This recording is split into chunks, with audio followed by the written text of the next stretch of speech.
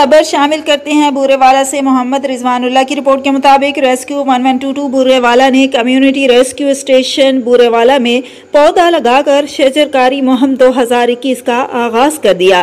Rescue 1122 بورے والا نے دعوت اسلامی کے ساتھ مل کر کمیونٹی ریسکیو اسٹیشن بورے والا میں مختلف پودے لگا کر شجرکاری مہم 2021 کا آغاز کر دیا ہے۔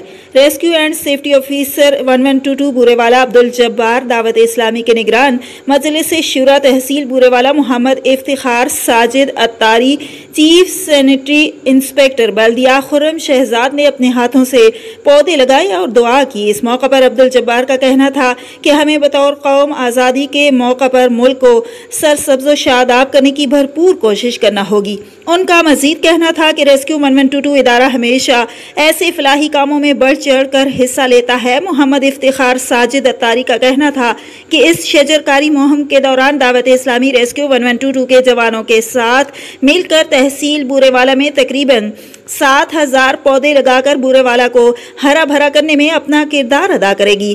اس موقع پر اسٹیشن کوآرڈینیٹر محمد شبیر، کمیونٹی انسٹرکٹر کمل شہزاد بلوچ ریسکیو اور بلدیہ ملازمین نے ساتھ ساتھ دعوت اسلامی کے طلباء کی ایک کثیر تعداد بھی موجود تھی۔ مزید خبروں اور اپڈیٹس کے لیے ہمارے ساتھ رہیے۔